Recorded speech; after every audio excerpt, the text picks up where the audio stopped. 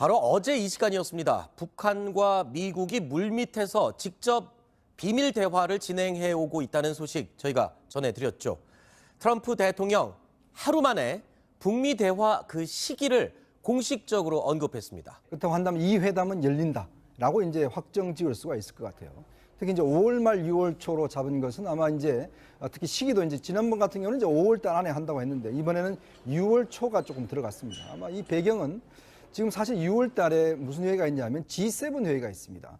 그 캐나다에서 중심으로 해서 G7 회의가 열리는데 사실 이 회의가 굉장히 중요합니다. 지금 무역 전쟁과 관련해서도 또 문제가 있고 만약에 또 북미 회담에서 어떤 성과가 있다라면 트럼프 대통령이 G7 회의를 통해서 이런 회담 결과를 보고를 하고 제가 대북 제재라든지 그런 어떤 공조를 할 필요가 있습니다. 그렇기 때문에 실제 그 외교 일정을 맞춰서 실제로 5월 말과 6월 초에 북미 정상회담을 하고 그다음에 6월 달에 G7 회담을 하면서 이 회담 결과를 추임받겠다. 아마 그런 상황 속에서 이 회담 일정이 나온 것 같습니다. 그렇군요. 그런가 하면 트럼프 대통령이 공식적으로 처음 북미 회담을 언급한 바로 그 자리에 눈에 띄는 사람이 한 명이 있습니다. 바로 뒷줄에 앉아있는 존 볼턴 신임 국가안보보좌관인데요. 바로 이날이 공식 업무 첫날이었습니다. 이 시기를 언급했던 북미 대화 시기를 언급한 이날이 공식 업무 첫날입니다. 근데 사실 존 볼턴 하면은 이 북미 대화를 차라리 연기하는 게 낫지 않느냐라고 주장을 했던 인물 아닙니까? 그런데 시기를 언급한 이 자리에 같이 배석했다는 것은 연기론에 대해서는 일단 불식이 된 것 같습니다. 네, 연기론은 뭐 불식이 됐지만 현재 자리가 강요회의니까 역시 백악관 안보보좌관 뭐 장관급이라 하더라도 강요보다 낮은 모양이네요. 우리나라가 좀 상황이 다르군요. 아하. 우리 같은 경우는 이제 청와대에서 국가안전보장회의 상임위가 열리면 정의용 실장이 그 상임위 위원장입니다. 그래서 주도를 하는데 미국은 보니까 안보보좌관에 서열이 많이 밀리는 것 같고 일단은 존 볼턴이 강경한 발언을 했고 하지만은 일단은 대통령의 그 정상회담 자체에 반대하는 건 아니었습니다. 일단은 대통령이 일단 날짜를 얘기했기 때문에 존 볼턴도 자기 입장을 이제 낮추면서 아마도 가장 합리적인 그런 방법을 강구해서 북미 정상회담에 임할 것으로 생각이 됩니다. 그런가 하면요. 트럼프 대통령 상당히 이 북미 대화에 열의를 가진 모습을 보여줬습니다. 획기적인 대북 제안을 마련해라라고 지시를 했다고 하는데 그렇다면 트럼프 대통령이 꺼내들 획기적인 제안은 과연 어떤 내용들이 있을 수 있을까요? 저희가 몇 가지 추측을 해보았습니다. 미국 정상회담 장소를 미국으로 한다는 뜻인지 아니면 그 회담이 끝난 다음에 북한에 대한 그런 보상 차원에서 김정은 위원장을 미국으로 초청해가지고 뭐 상당한 경제적으로 지원하는 건지 제가 드리고 싶은 말씀은 후자겠죠. 정상회담은 정상회담대로 하고 그 이후에 공식 초청을 해서 정상 대 정상으로 만나겠다. 자, 제가 볼 때는 획기적 제안을 해보라는 얘기는 말이에요. 지금까지 미국에서 뭐라 그랬냐면 북한이 완전한 비핵화, CVID에 의한 완전한 비핵화가 이루어져야 그때부터 보상을 논의겠다고 굉장히 강경한 입장을 보였습니다. 그런데 이것은 사실 어떻게 보면은 북한 보고 무조건 항복하라는 얘기이기 때문에 북한이 응할 수가 없죠. 그렇다면 미국 입장에서는 일단은 일괄 타결을 한 다음에 그걸 갖다 그러면 시행하는 방법 문제에 대해서 아마 획기적 제안이 될 가능성이 있기 때문에 제가 볼 때는 지금까지 무슨 뭐 수교를 한다든가 평화협정을 체결한다든가 유엔 제재를 하는 이런 부분에 있어서 아마도 그 시간을 상당히 축소시켜주는 뭐 그런 제안이 안 되겠나. 그러니까 북한도 비핵화를 하는 데 있어서 상당히 그 빠른 시간 내야 되고 미국도 그 빠른 시간에서 북한이 비핵화를 하면은 굉장히 빠른 시간 내에 그 보상을 하는 그런 방법을 연구하라라는 그 의미로 저는 해석이 됩니다. 트럼프 대통령 백악관 관계자들은 트럼프 대통령 머릿속에도 아주 다양한 옵션과 카드들이 이미 저장이 돼 있다라고 얘기를 하고 있는데요. 저희가 준비한 이 획기적인 제안, 두 분 표정을 보니까 그렇게 획기적이지 않은가 봅니다. 일단은 어떻습니까? 이현정 의원은 이 미국 공식 방문 초청 요 세 가지에 대해서 저는 트럼프 대통령의 지금 머릿속에 저것보다 더 큰 게 하나 있습니다. 그래요? 그게 뭐냐면 바로 11월 중간선거입니다. 그러니까 트럼프 대통령의 정책 운명을 결정할 11월 중간선거가 있기 때문에 본인의 국내 정치 생명이 걸려있는 선거죠. 사실 중간선거를 어떻게 보내에 따라서 바로 탄핵 국면을 어떻게 이겨낼 것인가 이런 게 이제 있기 때문에 사실 트럼프 대통령이 이제 재선 캠프를 가동을 했지 않습니까? 자, 그러면 트럼프 대통령 입장에서는 재선에 가야 되고 그러려면 탄핵이 당연히 않아야 됩니다. 네. 그러려면 중간선거에 승리를 해야 되고 네. 모든 이런 것들이 이루어지려면 바로 중간선거 승리를 해야 되는데 그러려면은 이 성과가 11월 전에 나와야 됩니다. 네. 그러니까 그러려면 트럼프 대통령 입장에서 보면 지금 이제 북핵 문제에 대한 일괄 타결과 함께 저런 경제 지원, 자유경제 특구 공동개발 이런 그 미국 초청이 바로 11월 전에 어떤 면에서 보면 가닥이 잡혀야 됩니다. 네. 그러기 위해서는 제가 볼 때는 아마 트럼프 대통령이 만약 김정은이 획기적인 조치를 한다라면 저는 과감한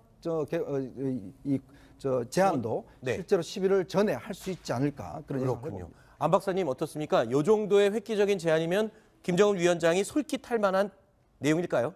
틀림없이 솔깃할 만한 제안이죠. 네. 제가 볼 때는 경제 원조 지원, 그러니까 뭐 돈을 집어준다든지 차관을 준다든지 이런 것보다는 아마 자유경제특구 공동개발, 저것은 상당히 미국도 북한도 관심 가질 만한 것입니다. 왜냐하면 아하. 지금 중국과 미국이 지금 무역 전쟁이 치열해지면서 세계의 공장인 중국의 시장을 미국이 상당히 위협받고 있지 않습니까? 네. 뭔가 값싼 노동력과 값싼 상품을 만들어낼 수 있는 지역이 필요한데 그걸 김정은에게 제안해서 자 북한에서 값싼 상품을 만들어서 미국에 수출하라, 뭐 다른 또 나라에 수출하라 이런 제안을 하면은 뭐 김정은도 좋고 그것이 또 평화적인 뭐 나름대로 기대는 또 하나의 언덕도 될 수 있고 이런 측면에서는 트럼프의 제안이 김정은에게 상당히 구미를 당기리라고 봅니다. 네.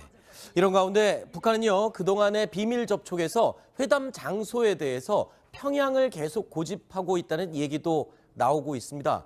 그런데 미국 입장에서는 또 평양을 그렇게 탐탁지 않게 생각을 하는 것으로 또 알려져 있죠. 그래서 평양으로 자꾸 오시라는 김정은 위원장의 제안에 미국 측에서는 그 반박 논리로 이렇게 얘기했다고 합니다.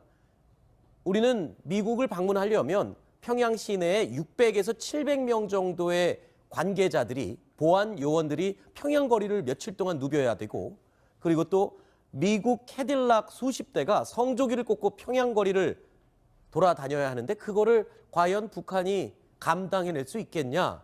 이건 무슨 말입니까? 그 미국의 성조기가 평양 거리를 활보하는 것, 이건 굉장히 상징적인 의미가 있는 거죠. 그렇죠. 과거 이제 김일성 주석이나 김정일 위원장도 사실 사망하고 그 금수산 의사당으로 들어갈 때 다 이 캐딜락을 타고 간 건 사실이지만 만약에 트럼프 대통령이 평양에 나타나면 하는 게 아니라 수십 대의 그런 캐딜락이 태극기를 성조기를 꽂고 움직이니까 뭐 평양 시민들이 약간의 환영 행사도 해야 되고 이것은 북한이 지금까지 유지해왔던 반미 기조가 통째로 무너지는 현상인데 그렇겠죠. 또 다른 면에서 반전해서 생각한다면 또 김정은이 그걸 잘 이렇게 엮어가지고 자 미국이 항복을 해서 우리한테 이렇게 찾아왔다 이런 식으로 엮어낼 수 있겠지만 과연 김정은으로서 그런 자신감과 통이 큰 행동을 할 수 있겠는가 이게 대해서는 좀 의문이 가는 것이죠. 네. 94년도에 바로 저런 사례가 있었습니다. 네. 94년도에 이제 미 북한 간에 제네베 핵 합의가 있었지 않습니까? 네. 그러고 나서 바로 이제 미국과 북한이 수교를 하고 그다음에 이제 대표부를 이제 상호 개설하기로 약속을 했습니다. 그래서 김정일이 바로 이제 그 북한 외무성에다가 그러면 평양에다가 미국의 그 대표부를 허락해 주라라고 지시를 했다가 그걸 밤새도록 고민하면서 번복하다가 네. 마지막에는 아주 시기상조다라고 이제 포기했는데 그게 바로 저겁니다. 만약에 미국의 대표부가 평양에 개설되면은 미국의 그 수십 대 그 미국의 차량들 성국이 꽂고 왔다 갔다 할 텐데 그걸 과연 북한이 감당할 수 있느냐 하는 부분인데 그걸 바로 지적하는 것입니다. 알겠습니다. 자, 이렇게 김정은 위원장, 트럼프 대통령 모두 각자의 홈그라운드에서 회담을 하기를 바라고 있습니다. 하지만 이 양쪽 모두 어려울 수 있다는 전문가들의 분석이 나오고 있습니다. 자, 그런가 하면요. 트럼프 대통령 비핵화 협상에 대해서도 이 자신감을 드러내고 있습니다. 자, 북미 정상회담에 대해서 굉장히 자신감을 드러내는 것 같아요. 일단 트럼프 대통령 입장에서는 예전에 했던 정상회담과는 정상회담 없었죠. 사실 예전 회담과는 좀 다르다는 인식을 할 겁니다. 왜냐하면 북미 정상이 처음으로 일단 만나는 거 아니겠습니까? 그리고 또 이제 지금 회담의 장소 문제도 여러 가지가 나오고 있지만 아마 미국 입장에서 본다면 아까 제가 말씀드렸지만 트럼프 입장에서는 정말 이 11월 선거가 절대절명의 선거이기 때문에 이번에 어떤 북미 정상회담에 뭔가 결과물을 내야 됩니다. 자, 그러기 위해서는 사실은 이제 평양이나 워싱턴 같은 경우는 사실 아까 빅터차 교수도 이야기했지만 상당히 힘든 경우가 있거든요. 네. 자, 그렇다고 한다면 양쪽에서 그래도 어느 정도 만족할 만한 장소 아마 그걸 찾아낼 겁니다. 네. 그걸 찾아낸다면 주로 이제 북한 입장에서 보면 자신들의 대사관이 있는 지역, 네. 뭐 그런 걸 선호를 하겠죠. 그리고 이제 자신이 또 움직일 수 있는 지역, 지금 사실은 북한의 비행기로 움직이는 지역이 동남아 지역으로 사실 한정돼 있거든요. 그렇죠. 그렇다면 북한이 움직일 수 있는 지역, 대충 그런 지역 내에서 아마 선정이 가능할 텐데, 그러니까 트럼프 대통령 입장에서는 이번에 보면 실제로 김정은 위원장도 정의용 실장을 통해서 뭔가 의사를 전달했고, 네. 그 전에 남북 정상회담이 또 열리지 않습니까? 우리가 적극적으로 견인해낸다면 충분히 아마 결과물은 있을 것이다. 그렇게 예상하는 것 같습니다. 네.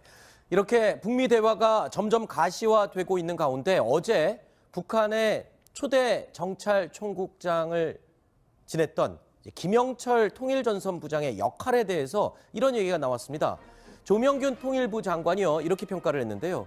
북중 정상회담 당시에 김정은 국무위원장 바로 옆자리는 리용호 또는 리수용, 즉 외교 담당하는 전문가들이죠. 이들이 아닌 김영철 통전부장이 차지했다. 그만큼 이번에 북미 대화에서도 김영철의 역할이 굉장히 대두되고 그만큼 중요하게 여겨질 것이다. 이렇게 지금 평가를 받고 있는 거죠. 그렇죠. 이게 사실 남북 관계에서 남북 정상회담은 뭐 김영철이 주도하는 게 맞겠지만은 네. 북미 정상회담까지도 김영철이가 거의 컨트롤하다시피 물론 통일전선부장으로서 자기 후배인 지금 정철 총국장이 된 장길상한테 지금 계속 뭐 컨트롤 시킨다는 거 아닙니까? 네. 물론 과거에 이제 김영철이 제임스 클래퍼 국가정보국장을 여러 차례 만나봐서 나름대로 미국 채널이 있다고 합니다만은 어쨌든 북미 관계역의 이용호 외무상, 이수영 노동당 국제부위원장들을 다 제치고 김영철에게 이름하는 것은 뭔가 이번 양 정상회담의 총 컨트롤 타워를 김정은이가 김영철 통일부장에게 전선부장에 맡긴 것은 아닌가 그렇게 보여집니다. 네.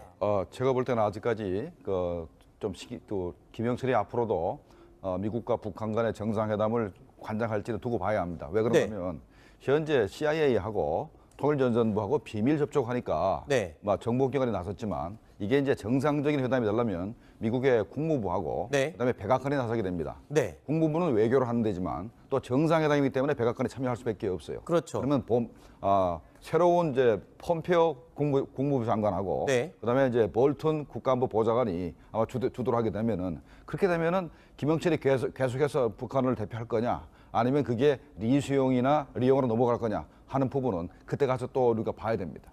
네. 제가 볼 때는 이제 김영철이 이렇게 나서는 그 의미는 사실 이제 지금 이 협상에서 가장 반발할 세력이 누구겠습니까? 북한 군부라고 저는 보여지고. 네네. 왜냐하면 군부는 그동안 항상 이제 자신들의 어떤 권익과 이걸 위해서 이제 적대적인 정책을 해왔지 않습니까? 네. 근데 김정은이 이 회담을 하면서 제일 중요한 건 군부를 설득하는 일입니다. 아하. 그렇다면 바로 군부를 대표 정찰 총국장한 여기만 김영철을 앞세우는 것 자체가 네. 실제 내부적인 어떤 통제 이것도 가능하기 때문에 김영철 앞세우는 거 아닌가 뭐 그런 또 분석도 해볼 수 있을 것 같습니다. 네. 옵션과 카드들이 이미 저장이 돼 있다라고 얘기를 하고 있는데요. 저희가 준비한 이 획기적인 제안, 두 분 표정을 보니까 그렇게 획기적이지 않은가 봅니다. 일단은 어떻습니까? 이현정 의원은 이 미국 공식 방문 초청 요 세 가지에 대해서 저는 트럼프 대통령의 지금 머릿속에 네. 저것보다 더 큰 게 하나 있습니다. 아 그래요? 그게 뭐냐면 바로 11월 중간선거입니다. 아하. 그러니까 트럼프 대통령의 정책 운명을 결정할 11월 중간선거가 있기 때문에 본인의 국내 정치 생명이 걸려 있는 그렇습니다. 선거죠. 사실 중간선거를 어떻게 보냐에 따라서 바로 탄핵 국면을 어떻게 이겨낼 것인가 네. 이런 게 이제 있기 때문에 사실 트럼프 대통령이 이제 재선 캠프를 가동을 했지 않습니까? 자 그러면 트럼프 대통령 입장에서는 재선에 가야 되고 그러려면 탄핵이 당연히 않아야 됩니다. 네. 그러려면 중간선거에 승리를 해야 되고 네. 모든 이런 것들이 이루어지려면 바로 중간선거 승리를 해야 되는데 그러려면은 이 성과가 11월 전에 나와야 됩니다. 네. 그러니까 그러려면 트럼프 대통령 입장에서 보면 지금 이제 북핵 문제에 대한 일괄 타결과 함께 저런 경제 지원, 자유경제 특구 공동개발 이런 거 미국 초청이 바로 11월 전에 어떤 면에서 보면 가닥이 잡혀야 됩니다. 네. 그러기 위해서는 제가 볼 때는 아마 트럼프 대통령이 만약 김정은이 획기적인 조치를 한다라면 저는 과감한 제안도 네. 실제로 11월 전에 할 수 있지 않을까 그런 생각을 그렇군요. 해봅니다. 안 박사님 어떻습니까? 요 정도의 획기적인 제안이면 김정은 위원장이 솔깃할 만한 내용일까요? 틀림없이 솔깃할 만한 제안이죠. 네. 제가 볼 때는 경제 원조 지원, 그러니까 뭐 돈을 집어준다든지 차관을 준다든지 이런 것보다는 아마 자유경제 특구 공동개발, 저것은 상당히 미국도 북한도 관심 가질 만한 것입니다. 왜냐하면 아하. 지금 중국과 미국이 지금 무역 전쟁이 치열해지면서 세계의 공장인 중국의 시장을 미국이 상당히 위협받고 있지 않습니까? 네. 뭔가 값싼 노동력과 값싼 상품을 만들어낼 수 있는 지역이 필요한데 그걸 김정은에게 제안해서 자 북한에서 값싼 상품을 만들어서 미국에 수출하라, 뭐 다른 또 나라에 수출하라 이런 제안을 하면은 뭐 김정은도 좋고 그것이 또 평화적인 뭐 나름대로 기대는 또 하나의 언덕도 될 수 있고 이런 측면에서는 트럼프의 제안이 김정은에게 상당히 구미를 당기리라고 봅니다. 네. 이런 가운데 북한은요, 그동안의 비밀 접촉에서 회담 장소에 대해서 평양을 계속 고집하고 있다는 얘기도 나오고 있습니다. 그런데 미국 입장에서는 또 평양을 그렇게 탐탁지 않게 생각을 하는 것으로 또 알려져 있죠. 그래서 평양으로 자꾸 오시라는 김정은 위원장의 제안에 미국 측에서는 그 반박 논리로 이렇게 얘기했다고 합니다. 우리는 미국을 방문하려면 평양 시내에 600에서 700명 정도의 관계자들이, 보안 요원들이 평양 거리를 며칠 동안 누벼야 되고, 그리고 또 미국 캐딜락 수십 대가 성조기를 꽂고 평양 거리를 돌아다녀야 하는데 그거를 과연 북한이 감당해낼 수 있겠냐? 이건 무슨 말입니까? 그 미국의 성조기가 평양 거리를 활보하는 것, 이건 굉장히 상징적인 의미가 있는 거죠. 그렇죠. 과거 이제 김일성 주석이나 김정일 위원장도 사실 사망하고 그 금수산 의사당으로 들어갈 때 다 이 캐딜락을 타고 간 건 사실이지만 만약에 트럼프 대통령이 평양에 나타나면 하는 게 아니라 수십 대의 그런 캐딜락이 태극기를 성조기를 꽂고 움직이니까 뭐 평양 시민들이 약간의 환영 행사도 해야 되고 이것은 북한이 지금까지 유지해왔던 반미 기조가 통째로 무너지는 현상인데 그렇겠죠. 또 다른 면에서 반전해서 생각한다면 또 김정은이 그걸 잘 이렇게 엮어가지고 자 미국이 항복을 해서 우리한테 이렇게 찾아왔다 이런 식으로 엮어낼 수 있겠지만 과연 김정은으로서 그런 자신감과 통이 큰 행동을 할 수 있겠는가 이게 대해서는 좀 의문이 가는 것이죠. 네. 94년도에 바로 저런 사례가 있었습니다. 네. 94년도에 이제 미 북한 간에 제네베 핵 합의가 있었지 않습니까? 네. 그러고 나서 바로 이제 미국과 북한이 수교를 하고 그다음에 이제 대표부를 이제 상호 개설하기로 약속을 했습니다. 그래서 김정일이 바로 이제 그 북한 외무성에다가 그러면 평양에다가 미국의 그 대표부를 허락해 주라라고 지시를 했다가 그걸 밤새도록 고민하면서 번복하다가 네. 마지막에는 아주 시기상조다라고 이제 포기했는데 그게 바로 저겁니다. 만약에 미국의 대표부가 평양에 개설되면은 미국의 경영실장이 그 상임위 위원장입니다. 네. 그래서 주도를 하는데 미국은 보니까 이 안보보좌관에 그 서열이 많이 밀리는 것 같고 일단은 존 볼턴이 강경한 발언을 했고 네. 하지만은 일단은 대통령의 그 정상회담 자체에 반대하는 건 아니었습니다. 네. 일단은 대통령이 일단 날짜를 얘기했기 때문에 존 볼턴도 자기 입장을 이제 낮추면서 네. 아마도 가장 합리적인 그런 방법을 강구해서 북미 정상회담에 임할 것으로 생각이 됩니다. 네. 그런가 하면요, 트럼프 대통령 상당히 이 북미 대화에 열의를 가진 모습을 보여줬습니다. 획기적인 대북 제안을 마련해라라고 지시를 했다고 하는데 그렇다면 트럼프 대통령이 꺼내들 획기적인 제안은 과연 어떤 내용들이 있을 수 있을까요? 저희가 몇 가지 추측을 해보았습니다. 미국 정상회담 장소를 미국으로 한다는 뜻인지 네. 아니면 그 회담이 끝난 다음에 북한에 대한 그런 보상 차원에서 네. 김정은 위원장을 미국으로 초청해가지고 뭐 상당한 경제적으로 지원하는 건지 제가 드리고 싶은 말씀은 후자겠죠. 정상회담은 정상회담대로 하고 그 이후에 공식 초청을 해서 정상 대 정상으로 만나겠다. 자 이 제가 뜻이겠죠. 볼 때는 획기전 제안을 해보라는 얘기는 말이에요. 네. 지금까지 미국에서 뭐라 그랬냐면 북한이 완전한 비핵화, CVID에 의한 완전한 비핵화가 이루어져야 네. 그때부터 보상을 논의겠다고 굉장히 강경한 입장을 보였습니다. 네. 근데 이것은 사실 어떻게 보면은 북한 보고 무조건 항복하라는 얘기이기 때문에 북한이 응할 수가 없죠. 네. 그렇다면 미국 입장에서는 일단은 일괄 타결을 한 다음에 그걸 갖다 그러면 시행하는 방법 문제에 대해서 아마 획기적인 제안이 될 가능성이 있기 때문에 네. 제가 볼 때는 지금까지 무슨 뭐 수교를 한다든가 평화협정을 체결한다든가 유엔 제재를 하는 이런 부분에 있어서 아마도 그 시간을 상당히 축소시켜주는 뭐 그런 제안이 안 되겠나. 그러니까 네. 북한도 비핵화를 하는 데 있어서 상당히 그 빠른 시간 내야 되고 미국도 그 빠른 시간 그에서 북한이 비핵화를 하면은 굉장히 빠른 시간 내에 그 보상을 하는 그런 방법을 연구하라라는 그 의미로 저는 해석이 됩니다. 네. 트럼프 대통령 백악관 관계자들은 트럼프 대통령 머릿속에도 아주 다양한 그 수십 대 그 미국의 차량들 전국에 꽂고 왔다 갔다 할 텐데 그걸 과연 북한이 감당할 수 있느냐 하는 부분인데 그걸 바로 지적하는 것입니다. 알겠습니다. 자, 이렇게 김정은 위원장, 트럼프 대통령 모두 각자의 홈그라운드에서 회담을 하기를 바라고 있습니다. 하지만 이 양쪽 모두 어려울 수 있다는 전문가들의 분석이 나오고 있습니다. 자, 그런가 하면요. 트럼프 대통령 비핵화 협상에 대해서도 이 자신감을 드러내고 있습니다. 자, 북미 정상회담에 대해서 굉장히 자신감을 드러내는 것 같아요. 일단 트럼프 대통령 입장에서는 예전에 어떤 정상회담과는 정상회담 없었죠. 사실 예전 회담과는 좀 다르다는 인식을 할 겁니다. 왜냐하면 북미 정상이 처음으로 일단 만나는 거 아니겠습니까?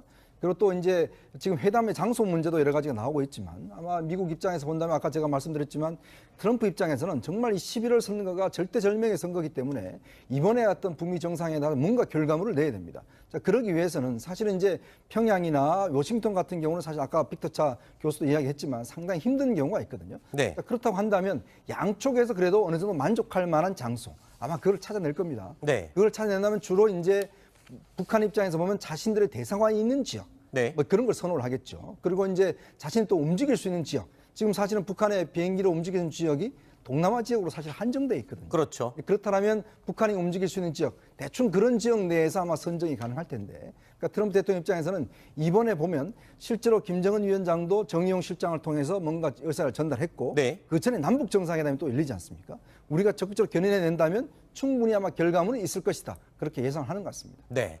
이렇게 북미 대화가 점점 가시화되고 있는 가운데 어제 북한의 초대 정찰 총국장을 지냈던 김영철 통일전선부장의 역할에 대해서 이런 얘기가 나왔습니다.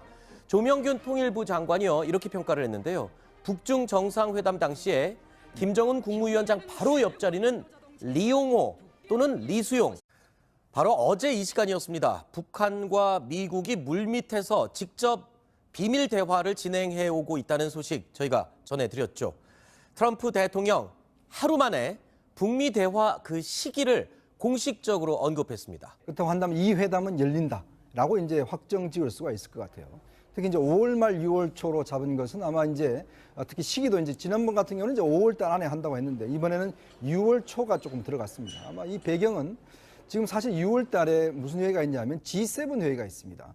그 캐나다에서 중심으로 해서 G7 회의가 열리는데 사실 이 회의가 굉장히 중요합니다. 지금 무역 전쟁 관련해서도 또 문제가 있고 만약에 또 북미 회담에서 어떤 성과가 있다라면 네. 트럼프 대통령이 G7 회의를 통해서 이런 회담 결과를 보고를 하고 제가 대북 제재라든지 그런 어떤 네. 공조를 할 필요가 있습니다. 그렇기 때문에 실제 그 외교 일정을 맞춰서 실제로 5월 말과 6월 초에 북미 정상회담을 하고 그다음에 6월 달에 G7 회담을 하면서 이 회담 결과를 추임받겠다. 아마 네. 그런 상황 속에서 이 회담 일정이 나온 것 같습니다. 그렇군요. 그런가 하면 트럼프 대통령이 공식적으로 처음 북미 회담을 언급한 바로 그 자리에 눈에 띄는 사람이 한 명이 있습니다.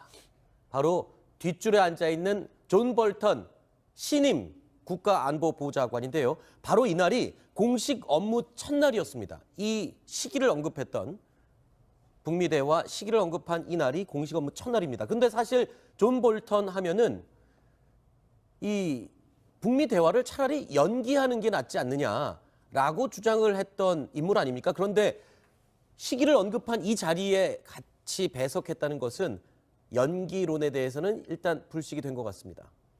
네, 연기론은 뭐 불식이 됐지만 현재 자리가 강요 회의니까 역시 백악관 안보보좌관 뭐 장관급이라 하더라도 네. 강요보다 낮은 모양이네요. 우리나라가 좀 상황이 다르군요. 아하. 우리 같은 경우는 이제 청와대에서 국가안전보장회의 상임위가 열리면